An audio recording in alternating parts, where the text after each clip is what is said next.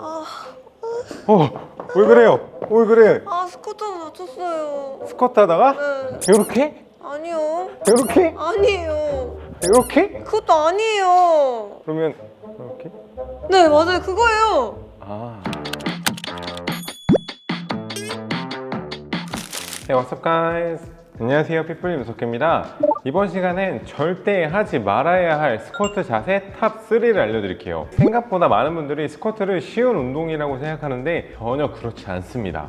스쿼트를 제대로 하시는 분들은 진짜 보기 드뭅니다. 스쿼트를 잘못하면 허리와 무릎에 큰 부담을 주는 운동으로 정확한 자세를 숙지한 상태에서 해야 하는 정말 아주 어려운 운동입니다. 특히 이게 다른 운동과 다르게 관절을 하나만 쓰는 게 아니라 여러 관절을 사용하는 다중 관절 운동으로 높은 무게를 들 수 있는 장점도 있지만 그만큼 부상이 많은 운동이기도 합니다. 스쿼트를 하다 보면 허리를 꼭 과하게 막 이렇게 숙이면서 완전히 거의 데드리프트를 하는 게 나을 정도로 맞아요. 하시는 분들이 많은데, 이게 물론 허벅지가 긴 사람들은 보통 사람들에 비해 자연스럽게 상체를 앞으로 많이 숙일 수밖에 없어요. 다리가 길면 스쿼트 할 때 조금 더 불안정한 자세가 나올 수밖에 없습니다. 그리고 지금 말씀드리는 숙임은 바벨이 발바닥 중앙을 넘어 앞으로 이동할 만큼 과하게 숙여지는 상황을 말씀드리는 거예요. 만약 바벨이 발바닥 중앙선보다 앞으로 쏠리게 되면 허리 통증을 정말 쉽게 느낄 수가 있습니다. 무게중심이 앞으로 쏟아지게 되면 스쿼트를 할 때 쓰여야 할 허벅지 앞 근육과 엉덩이 근육이 덜 쓰이고 허리 근육이 많이 쓰이게 될 수밖에 없어요. 그래서 이처럼 허리에 지나친 부하가 가게 되면 척추뼈끼리 서로 누르게 만드는 수직 압력을 만들 수도 있습니다. 이로 인해 허리의 근육통뿐만 아니라 허리의 수직 압력을 높이게 되고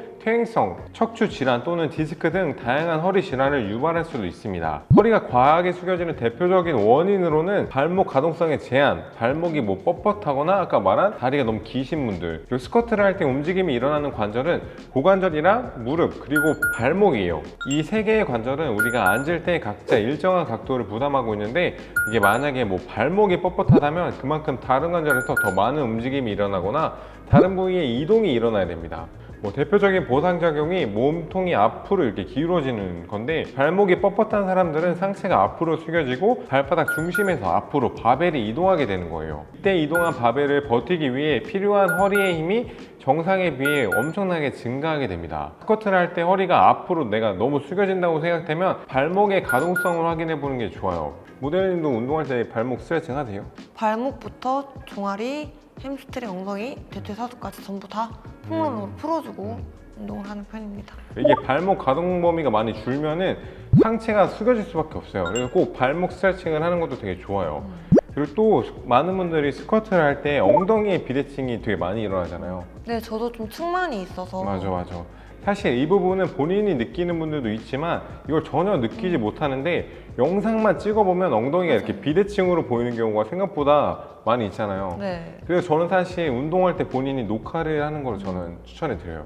그리고 이런 분들은 스쿼트를 할 때 뒤에서 바라보면 엉덩이가 이렇게 한쪽으로 이렇게 빠지는 모습을 보일 가능성이 되게 많은데, 만약 이런 상태에서 스쿼트를 하게 되면 분명히 무게를 더 받는 다리가 발생을 해요. 특히나 스쿼트 같은 경우에는 고중량을 다루는 운동이기 때문에 생각보다 훨씬 많은 부하가 가해지는데, 이때 반복적으로 스쿼트를 한다면 무게가 쏠린 한쪽 무릎 또는 고관절에 굉장히 많은 스트레스를 줄 수밖에 없고, 이게 반복이 되면 회복할 수 없는 퇴행성 질환을 촉진할 수가 있어요.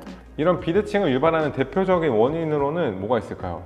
내전근이 약화되어 있다거나 맞아. 짧아져 있다거나 맞아. 아니면 고관절 신전근들이 불균형이 있을 가능성도 높고요. 예를 들어서 만약 내가 한쪽 내전근이 짧아서 다리 벌림에 제한이 있다면 같은 쪽 다리 방향의 엉덩이 측면 근육은 늘어나거나 약해질 수밖에 없습니다. 이게 그렇게 되면 스쿼트를 할 때 내전근이 제한된 쪽으로 엉덩이가 빠지기 굉장히 쉬워져요. 그리고 내전근이 제한된 쪽 무릎에 체중이 많이 실리기 때문에 운동을 반복할수록 부상 위험이 높아질 수밖에 없습니다. 만약 스쿼트를 할 때 양쪽 다리에 차이가 있다면 먼저 자세를 수정한 후에 무게를 올리시는 게 좋아요. 그래서 모델님도 평소에 자세를 체크를 위해 영상을 많이 찍으시잖아요. 네. 인스타용이 아니잖아요. 그쵸. 정말 제 운동을 보려고, 그죠? 제 불균형을 보려고. 그러니까 내 운동 자세 체크하려고 한 네. 김에 인스타에 올리시는 거잖아요. 잘 나오면 올리죠. 잘 나오고. 건지면.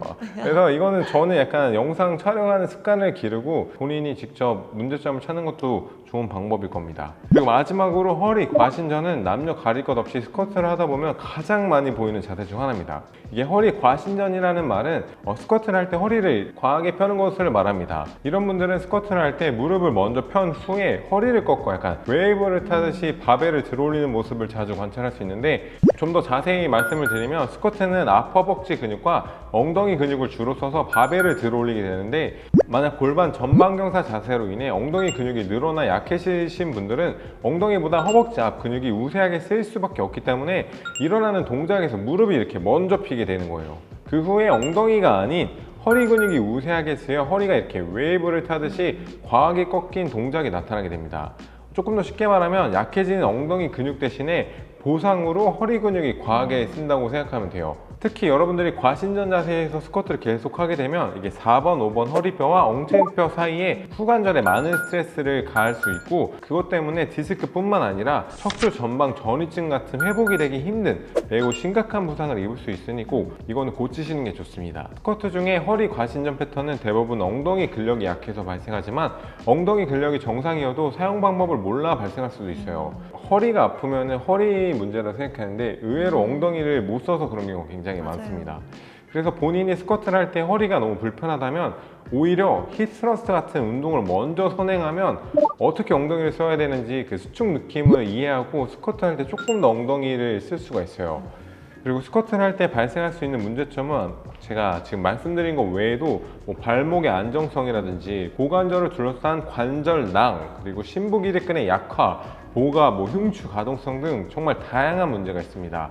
그래서 이번 시간에는 하지 말아야 할 스쿼트 자세에 대해서 일단 먼저 몇 가지를 다뤄봤는데, 만약 운동할 때 자기 자세가 많이 불편하고 수정하기 어렵다면 제일 좋은 거는 그냥 가까운 재활병원에서 상담을 받아보시거나 물리치료사분한테 상담을 받아보시면 굉장히 명쾌하게 알려드릴 거예요. 그리고 만약에 집에서 혼자 트레이닝을 하면서 적절한 피드백이 필요하신 분들은 핏불리 온라인 PT를 한번 수강해 보시는 것도 저는 추천해 드리겠습니다.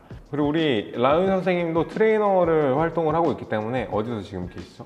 제가 있는 헬스장은 공덕역 안에 위치해 있는 피트니스M이라는 헬스장입니다.